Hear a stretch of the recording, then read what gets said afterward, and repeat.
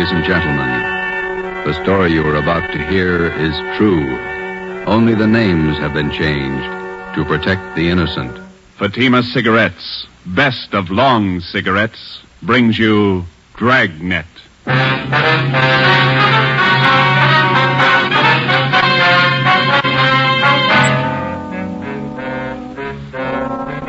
You're a detective sergeant.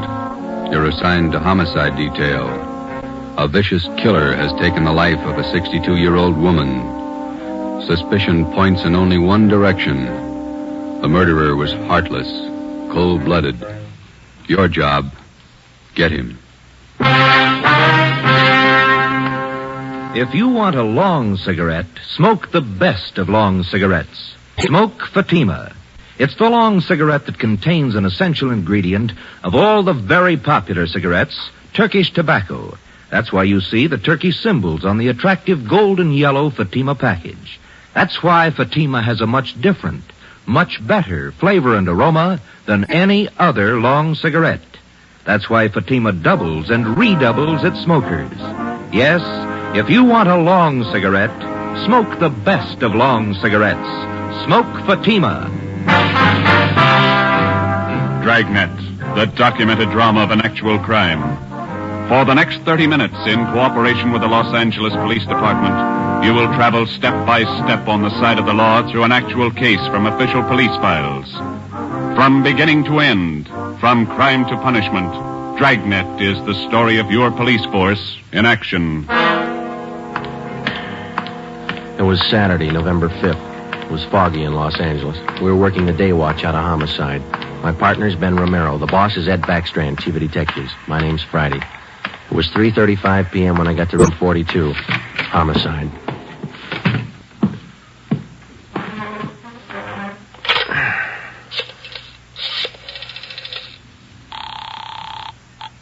Long distance. This is Friday in homicide. I'd like to place a call to Mr. Frank Renard in Murphy, Idaho. The number's 761. Frank Renard, Murphy, Idaho, 761. Yeah, that's right. The call's been cleared with the business office. All right. Do you want me to call you back, Sergeant? No, I'll hang on. Okay, I'll place it for you.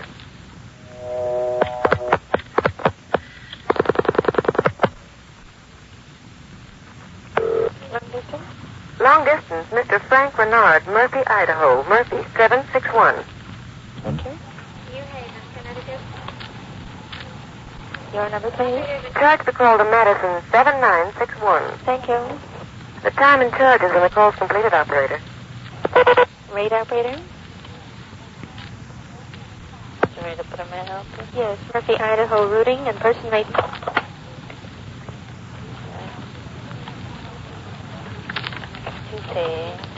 N-A-M-P-A, number. Hi. Operator, the number is 4-8.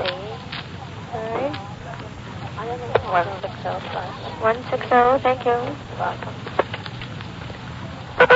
Through Boise.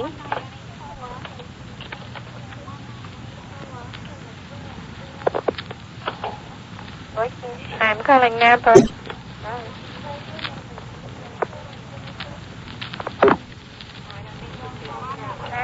Murphy, 761. Thank you.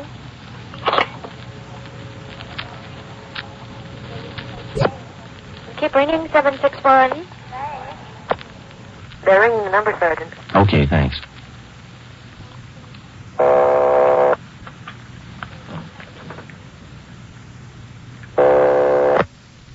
Hello?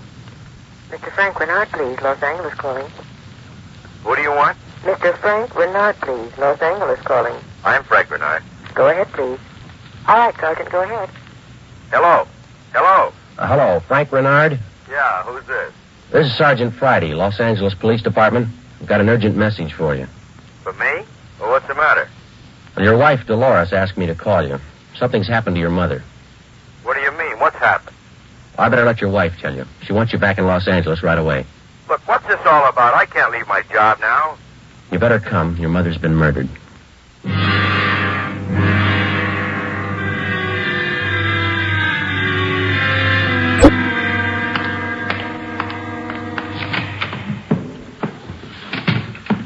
Talk to the skipper, Joe. He's on his way in. That's good. Did you call my husband? Did you? He's flying down from Idaho tonight. Be here in the morning. You tell him about me? The trouble I'm in? I told him his mother was murdered. That's all I told him, Mrs. Renard. What am I going to say to Frank? He always sided in with his mother. He'll never believe me. What can I tell him? Jury can give you more trouble than your husband can. What you going to tell them? Are you stupid or something? How many times do I have to say it? I didn't kill her. I didn't kill her. It's a small room, Miss Renard. We can hear you. Sit down, please. I won't sit down. You're not pinning this on me because I didn't do it. Anybody could have killed the old hag, but I didn't. Will you sit down, please? I don't have to take this. I'm no tramp. Keeping me in here, asking me questions. I told you all I know. Look, you're in a bad spot. I hope you realize that. I didn't kill her. Ms. Renard, how long have you and your mother-in-law been living together in the house on Chavez Road? Since Frank took the job up in Idaho. About 6 months. He said it'd be better for me while he was away living with her. Your neighbors told us you didn't get along very well with your mother-in-law. That's right, I didn't. She hated me, I hated her. You used to fight with her, is that right? You hit her? Only a couple of times. She called me dirty names. I hit her. She pulled me by the hair. And I hated her like everything. But I didn't kill her. Once more, Ms. Renard, would you mind telling us how you spent your time since early this morning, where you went, what you did, everything? I told you already everything. Will you tell us again, please? I got up about 9:15. I had a cup of coffee and then I got dressed. The old lady was on the back porch doing the washing. What did your mother-in-law do for a living? I told you. She took in washing. After I got dressed, I left the house. About 10 minutes after 9, I went downtown to the dentist. He filled a tooth for me. This one here, you can ask him. What time did you leave the dentist's office? About 10:15. Maybe 20 after. You can ask him. What'd you do after that? I walked around window shopping. Did you buy anything? Talk to anybody? I told you no. What time did you get home? 12:30. I went in the bedroom. The old lady was on the floor. Blood all over. I felt her heart. It wasn't beating. Is that when you got the blood on your dress? Yeah. Now, that's all I'm going to say.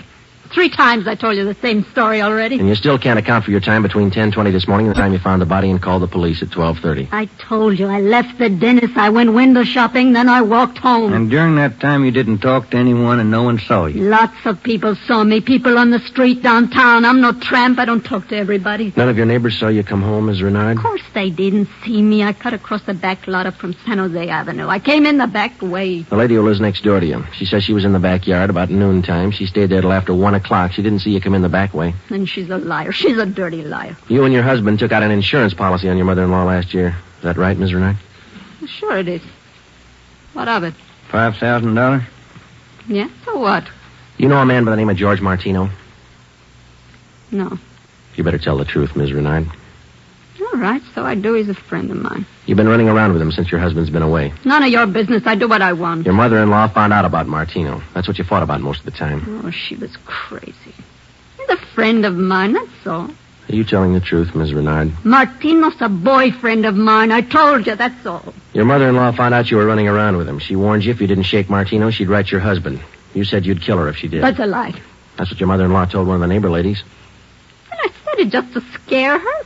One night I was drinking. We had a fight. She was yapping at me all night. I said it just to scare her. But she wrote the letter anyway. And that's what she said. But I didn't kill her. You had the time, the motive, and the opportunity. It wasn't me. I didn't kill her. Interrogation room, Friday. This is Brennan, Joe. Yeah, Bill. Where are you? Santa Monica. Picked up George Martino.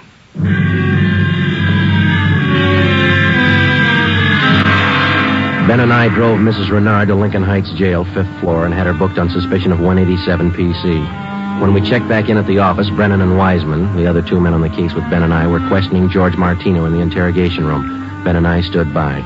Martino admitted only 2 things. He had been running around with Mrs. Renard since her husband left town, and he had heard Mrs. Renard express a desire to do away with her mother-in-law. After the questioning of Martino, Sergeant Brennan, Ben and I met with Chief Ed Backstrand. It was 5:15 p.m. You got everything but the murder weapon, huh? That and Mrs. Renard's confession. She ought to come through, huh, Joe? I don't know. She's scared, but she's still got a smart mouth. What about Martino, Brennan? You think he had a hand in it? I don't think so. We spent most of the afternoon talking to him. He hasn't got the guts. We took a statement. And does he have an alibi? Solid. What was the cause of death? Strangulation, multiple fractures of the skull. All motives are with Mrs. Renard, Chief. Pretty clear-cut job. No evidence of robbery or burglary, I guess. A couple of dresser drawers in the bedroom were emptied on the floor and clothes tossed all around. Pretty obvious plan to make it look like burglary. Maybe. We found 3 $1 bills in plain sight. They were on the floor near the body. If a burglar went through the stuff, he wouldn't have missed that money. And it shouldn't be too much trouble tying it up. Shouldn't be, Skipper. Friday and Romero, you follow the case through. Just a minute. Hello, Backstrand. Yeah? What? All right, I'll send him over. Lee Jones. Just finished checking the evidence at the crime lab. Yeah? He thinks Mrs. Renard's innocent.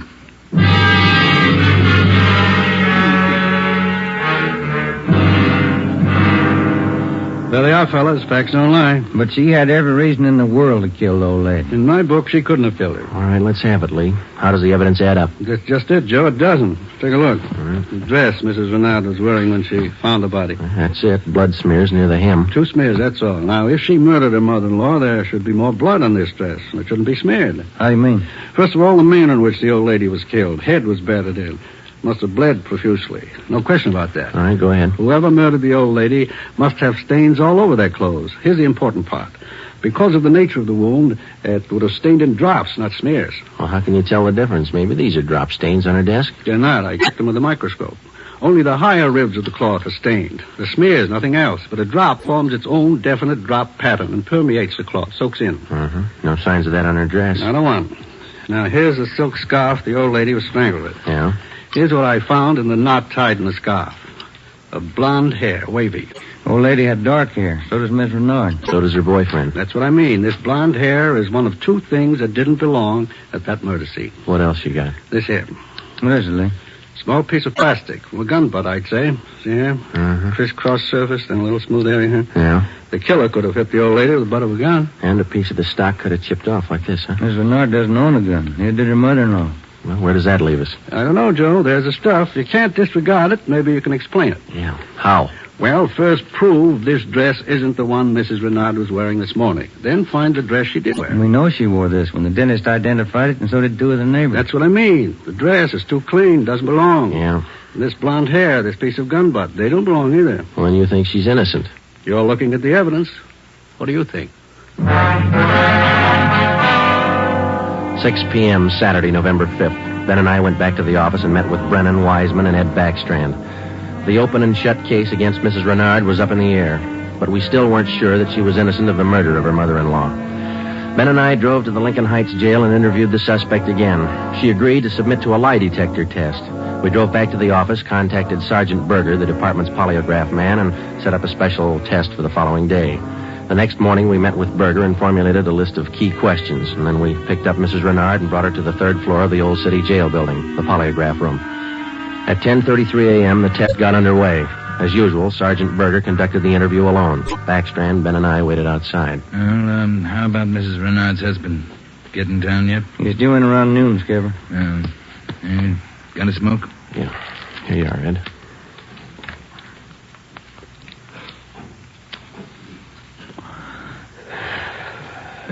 Thanks. Time is it now? 11:25. Here's Berger now. That's it, Ed. What'd you get? I can study the chart a little more. The results are pretty well defined, though. How's it look? No reaction to the key questions. What's your opinion? I don't think she did it.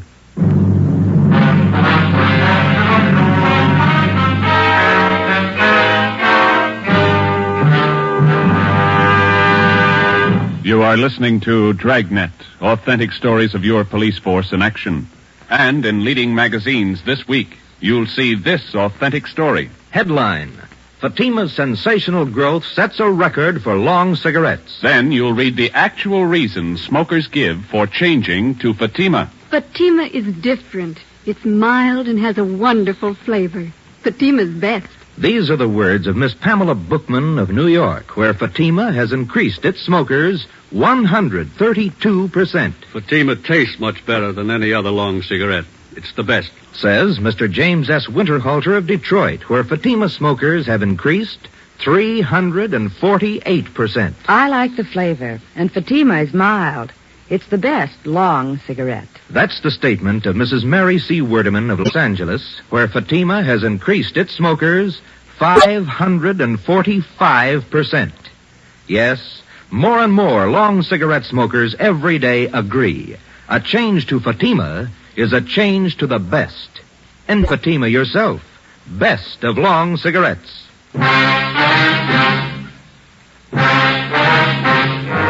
8 a.m., Monday, November 7th. Mrs. Renard was released from custody. We questioned her husband, Frank Renard, briefly. He could tell us nothing more than we already knew. Brennan and Wiseman were called back on the case, and together the four of us started over again from the beginning. We had a dead body, 2 pieces of physical evidence to work with, no idea how to fit them together, and no suspects. We went back to the Chavez Road neighborhood where the murdered woman lived and started pushing doorbells. We canvassed the neighborhood for 3 days, and we uncovered one slim lead. He was selling magazines, officer. Went door to door, right up the street here. Young fellow. Could you describe the man for us, please? Nothing to talk about. Pasty face, pimply complexion, blonde hair. 5:30 p.m. Wednesday, November the 9th. Ben and I met with Brennan and Wiseman in Ed Backstrand's office to compare notes. Together, we had more than a dozen reports of the magazine salesman's presence in the neighborhood just prior to the murder of Mrs. Renard's mother-in-law. The various descriptions of the man which we obtained from the people in the neighborhood tallied closely. About 6 feet, 170 pounds, pimply complexion, blonde hair, fast talker. About 25 years old. As far as we know, Skipper, he was the only stranger in the neighborhood last Saturday morning. Only one that people remember, anyway. How close did you trace him to the Renard house? You got your list there, Brennan? Yeah. There you are. Thanks. Let's see. Well, he picked up his tracks down on Floresta Street, sold a couple of descriptions there. Then he headed up Landers Avenue onto Chavez Road. Yeah. The Renards live at 2280 Chavez Road. That salesman talked to the woman at 2274 Chavez. That's 3 doors away from the Renards. When was he seen there? Let me see. Where is that, Brennan? Oh, on the 15-7 sheet, Joe. Didn't have enough room on the report. Oh, yeah. Here it is. Mrs. John Rico, 2274 Chavez. The guy was there about 11:45 Saturday morning. Well, that puts him in the running. First time he ever showed in that neighborhood? First time, Skipper. Fresh kid, not a very good salesman. Here's the name of the company he's working for, the Harrison News Distributors. You check with them? Well, they're closed for the night. We'll call them the first thing tomorrow. Good. Here's something else for you. I had a call from Frank Renard this afternoon. What'd he have to say? Seems in the excitement just after the murder, Mrs. Renard overlooked a couple of things. What's that? Well, they're missing a yellow table model radio. It was in the bedroom where the old lady was killed. Well, that ties in with a robbery motive, huh? And they're missing a ring, too. Belonged to Mrs. Renard. Topaz ring. Supposed to be worth a little money. But she didn't notice it was gone until today. That's right. You got the serial number on the radio? Yeah, right here. Yeah, let's see. Yeah, Brennan, here we are. It's an Emerson model 511, 180,000, 277609. A lot of small radios in town. There's only one with that serial number on it. Track it down. A complete description of the topaz ring and the serial numbers and description of the yellow table model radio were sent to the pawn shop detail. The information was then placed on the stolen property list and relayed to every pawn shop operator in the city. The next morning, Ben and I interviewed the manager of the Harrison News Distributing Company. There, the suspect had given his name as Sam Bricker. We checked out his home address. Turned out to be a gas station in North Hollywood. We took the suspect's job application blank with a specimen of his handwriting, and then we drove back to the office. Sam Bricker. We were unable to get a make on the name from the Record Bureau. We checked the cards, and every known criminal who was cataloged in the oddity file as having a pimply complexion. None of them matched. That night, we got out an APB and a radiogram. The suspect's trail led from one salesman's job to the next. On his last job, he gave his name as Albert Berry. His address is 1430 Palo Alto Drive. It was in the Echo Lake District. Ben and I drove out to check it. 1428, 1430. There it is, Joe. Yeah. At least it's not a gas station, huh? Come on.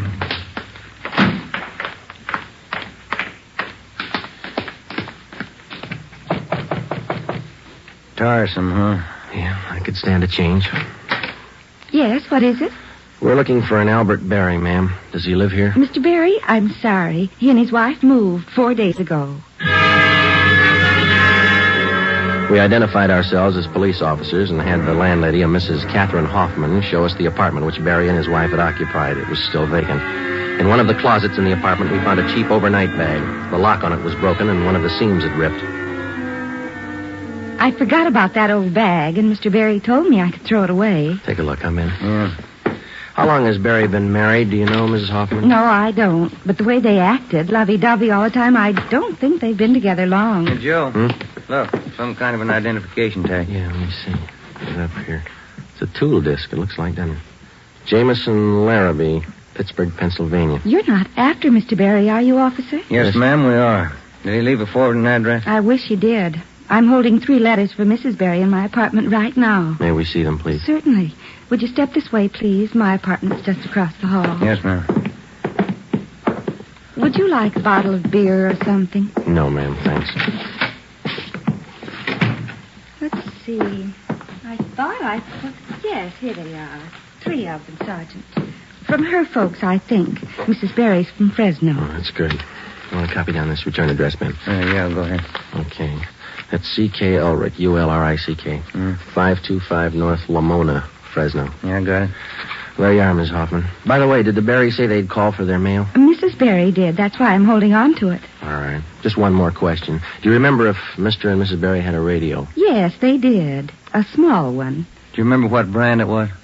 No, I don't. It had a yellow case. That's all I remember. Before we left, we called Ed Backstrand, and he had an immediate stakeout placed at the apartment house in case the Barrys returned to pick up their mail. Ben and I went back to the office and placed a call to the Pittsburgh Police Department. We gave them the description and the number of the tool disc which we'd found in Barry's old suitcase. They said they'd check with the Jameson Larrabee Company in the morning, and then they'd call us back. That night, Ben and I drove to Fresno and checked in at the police station up there. 2 officers were assigned to stake out the Ulrich home. We interviewed Mr. Ulrich, who identified himself as Albert Barry's father-in-law. He told us his daughter had married the murder suspect 8 months before, and he gave us pictures of Barry taken at the wedding.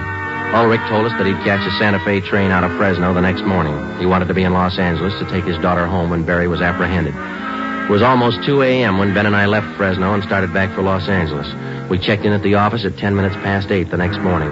At 8:35, the call came through from the Pittsburgh Police Department.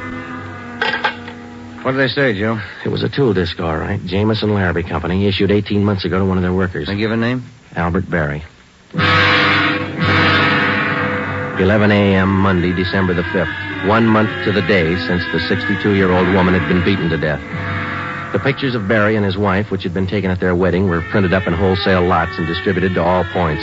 Mr. Ulrich, Barry's father-in-law, arrived in town and got himself a hotel room. We waited. There was no report from the stakeout at the apartment house. We checked back in at the office at 5 minutes to 1. I'll get it. Homicide, Friday. This is Mr. Ulrich, Sergeant. I just got a call from my wife in Fresno. I thought you'd want to know. What's that? The wife got a letter from Norma. They're living in South Pasadena, an apartment. You got the address there? Yes, sir.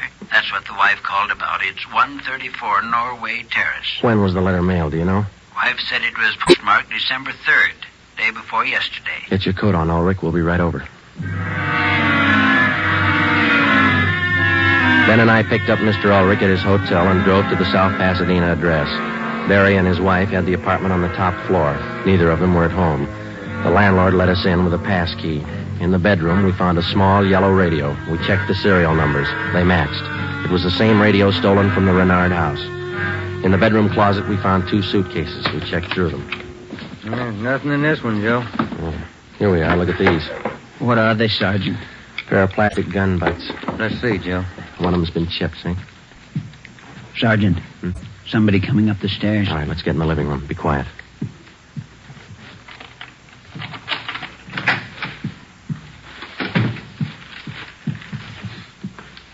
Dad, what are you doing here? Who are these men?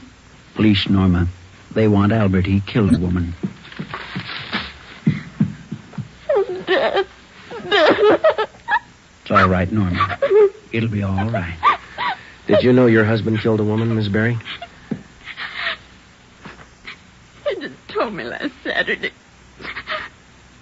We've been running away for a month now. Moving all the time. I wanted to know why. So he told me. He said I was in it as much as he was. And I'm tired of running. Why did he kill her? Did he tell you that? He said he broke in the house. He didn't know anyone was home. The old woman was in the bedroom. She started to cry out. He had a gun. He hit her with it. Where's your husband now? I don't know. He said he'd come home for dinner. About 5. I bought the groceries. What time you got, Ben? 3:30. That ring you're wearing, Miss Barry, did your husband give you that? Yes, why? What kind of a stone is that? Topaz. Britt gave it to me. Why? Nothing. We'll wait. 5 o'clock came and went. Barry failed to show. 5:30. Ulrich started to get nervous. 6 o'clock. 6:30. No sign of Barry. I went to the window and kept an eye on the street below.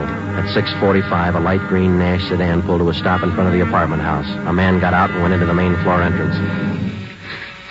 Bert. I'll let him in. All right. How long have you had the new car? A couple of days. Bert got it credit. What do you want me to do now? Does he have a key to the apartment here? He lost it. Okay, when he rings, let him in. Just act natural. Ben? Yeah. You cover me. I'll get the cuffs on him. Right.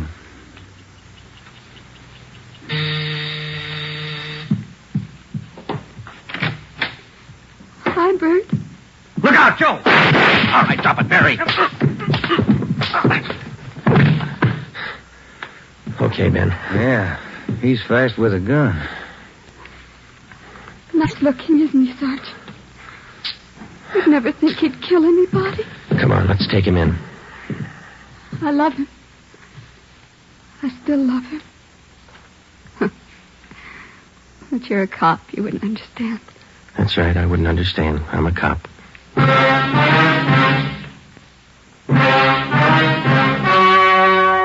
story you have just heard was true.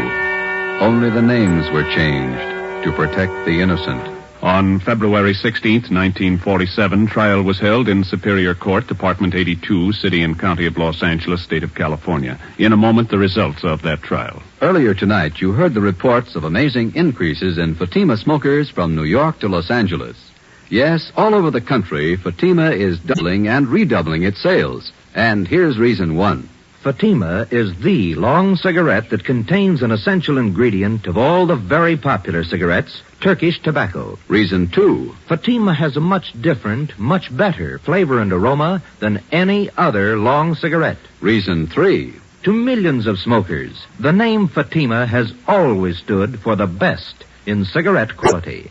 Smoke Fatima, the best of all long cigarettes.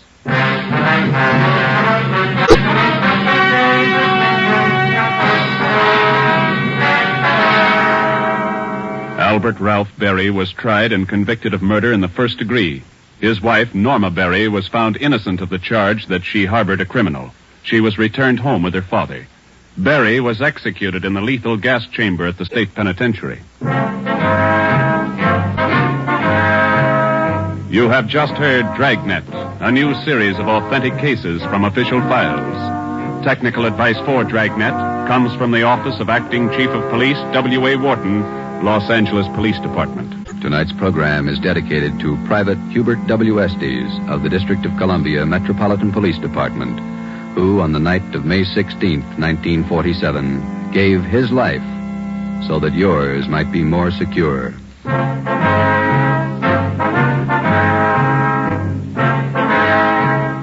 Fatima Cigarettes, best of long cigarettes, has brought you Dragnet, portion transcribed from Los Angeles. Be sure to hear songs by Morton Downey tonight on NBC.